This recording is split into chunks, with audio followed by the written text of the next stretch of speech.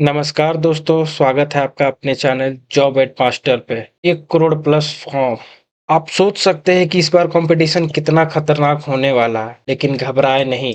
आज की इस वीडियो में मैं आपको दूंगा आरआरबी ग्रुप डी की स्मार्ट स्ट्रैटेजी और साथ ही टॉप स्कोरिंग टिप्स भी।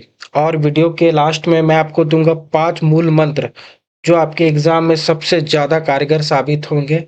तो वीडियो के आखिरी तक बने रहें और साथ ही साथ चैनल को भी सब्सक्राइब कर लें। आइए हम लोग देखते हैं आज का आरआरबी ग्रुप डी 2025 का।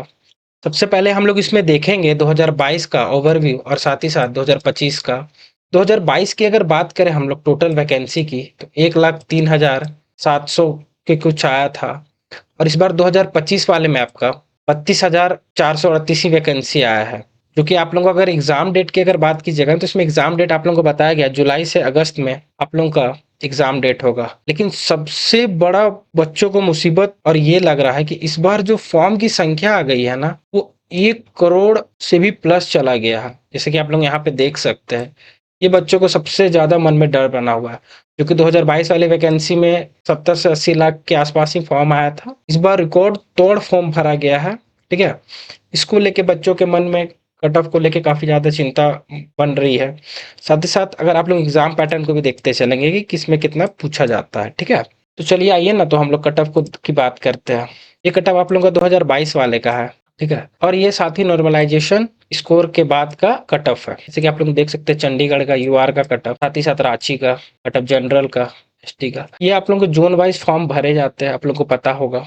और अगर हम लोग बात करें एसटी की ना, तो 35-35 नंबर में भी इलाहाबाद में 2022 वाले में हो गया था सिलेक्शन। लेकिन इस बार कट ऑफ हाई जाएगा क्योंकि इस बार कंपटीशन बहुत ज्यादा ही बढ़ गया है।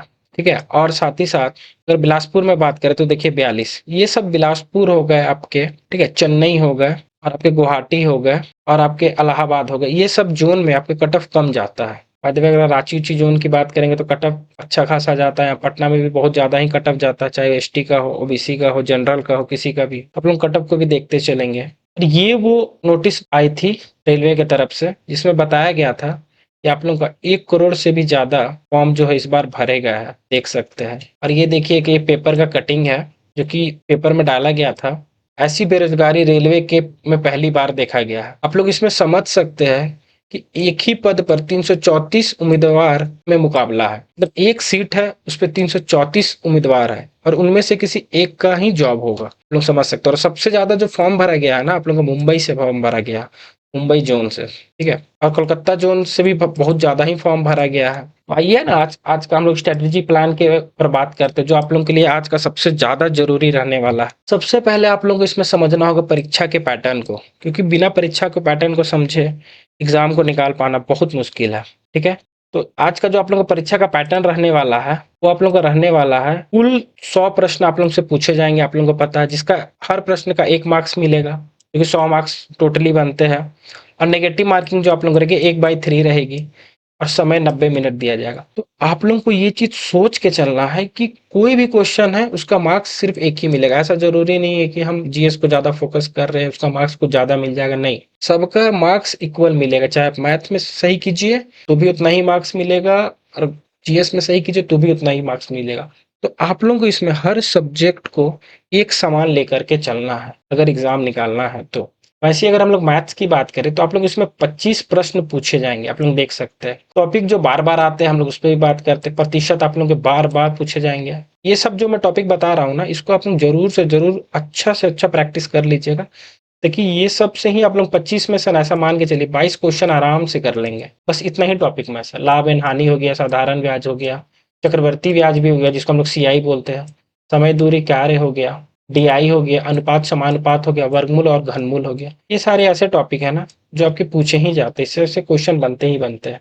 ठीक है, वैसे अगर हम लोग सामान्य विज्ञान की बात करें जो कि आप लोगों को 20 नंबर से पूछा जाएगा, ये जो आप लोगों को सामान्य विज्ञान है ना, कक्षा 6 से लेकर 10 तक के एनसीईआरटी के बेसिक प्रश्न आते हैं इसमें। ठीक है, इसके लिए सबसे अच्छा रणनीति है कि आप लोग लूसेंट का जनरल साइंस का एक बुक आता है।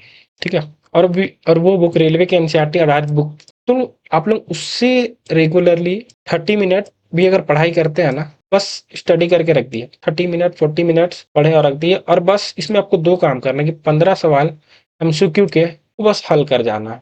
साइंस के लिए आपको बस और बस इतना ही करना है, एक बुक रीड कर ली है समझने के लिए, और इसमें आपको सबसे ज़्यादा ज़रूरी है ना कि बायोलॉजी का आप लोग सबसे ज़्यादा जोर देते हुए चलिए, क्योंकि ये जो 20 मार्क्स का 20 क्वेश्चन आएंगे ना, उसमें सबसे ज़्यादा अगर क्वेश्चन देखने को मिलेगा तो बायोलॉजी के क्वेश्चन ही देखने को मिलेंगे। वैसे ही अगर हम लोग बात करें सामान्य ज्ञान की, क्योंकि इसका वेटेज भी 25 क्वेश्चन का रहने वाला है। रीजनिंग में आप लोग ऐसा करेंगे, रीजनिंग को बस आप लोग मॉक में ही प्रैक्टिस करते हुए चलेंगे। 12 महीने का करंट अफेयर्स, ठीक है, और करंट अफेयर में भी क्या, राष्ट्रीय, अंतर्राष्ट्रीय, संविधान और महत्वपूर्ण दिवस, ये सारे कुछ कर लेंगे, जिससे कि काफी रिपीटेड क्वेश्चन होते हैं। और हर दिन 15 से 20 करंट अफेयर के एमसीक्यू करेंगे, ठीक है। और साथ ही साथ जीएस के लिए आप लोग लूसेंट का बुक को पढ़ते हुए चलेंगे और ईडी टेरवा की मानसिक पत्रिका भी पढ़ते हुए चलेंगे, जिससे आपका करंट अफेयर काफी ज्यादा कवर हो, क्योंकि इसमें जो सबसे ज्यादा आपके आने की संभावना है ना, तो करंट अफेयर सबसे ज्यादा इसमें क्वेश्चन रहेगी।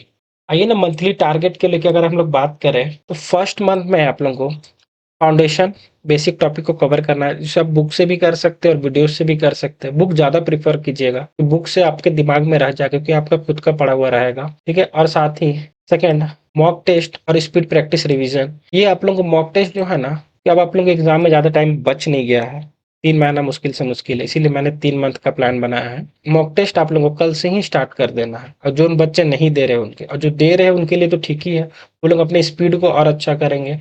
और साथ ही साथ क्या करेंगे कि आप लोग जो डाउट हो रहा है ना, उसको एक कॉपी में नोट करते हुए चलेंगे, और डाउट को ज़्यादा से ज़्यादा प्रैक्टिस करें, ताकि आपका डाउट यहाँ हो जाए, चलेगा, एग्जाम में ना हो।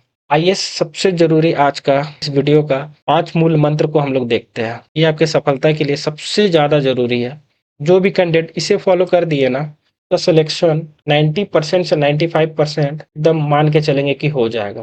तो क्या करना है, पहला रूल क्या है, सबसे जरूरी, हर दिन थोड़ा पढ़े लेकिन रोज पढ़े, कंटिन्यूसी बनाए रखें, ठीक है। दूसरा क्या है, मॉक टेस्ट लगाना शुरू करें पहले महीने से ही, जैसे कि मैंने बताया कि कल से ही आप लोग मॉक टेस्ट लगाएं, रोज मॉक टेस्ट दें, ठीक है। इससे आपका टाइम मैनेजमेंट में भी होगा, और साथ ही साथ आपका जो क्वेश्चन गलत हो रहा है, जो आपसे नहीं बन रहा, वो भी साथ साथ होते चलेगा। और आप लोग टाइम मैनेजमेंट को सीखें, टाइमर के साथ अभ्यास करें, ठीक है। और साथ ही साथ कमजोर टॉपिक को लिस्ट करके उसे प्रैक्टिस दें, ठीक है। मतलब उसका प्रैक्टिस करते ही रहे, कमजोर टॉपिक को आप लोग कॉपी में लिखे और प्रैक्टिस साथ ही साथ करते ही रहे। नींद और डाइट का भी ध्यान रखें, क्योंकि काफी बार ऐसा होता है कि हम लोग पढ़ते पढ़ते अपना नींद का ध्यान नहीं रखते, जिससे कारण 4 दिन तो ज्यादा ज्यादा पढ़ लेंगे और फिर 3 दिन तबियत खराब, तो ये आप लोगों को लॉस देगा, ठीक है। इसका भी ध्यान रहे। उम्मीद है ये वीडियो आपको काफी ज्यादा पसंद आया होगा, और अगर पसंद आया तो वीडियो को लाइक एंड सब्सक्राइब करें, साथ ही साथ बेल आइकन को दबाना ना भूलें। तो चलिए मिलते हैं आपसे अगली वीडियो में कुछ नई जानकारी के साथ, तब तक के लिए आप लोग पढ़ते रहिए और बढ़ते रहिए। जय हिंद।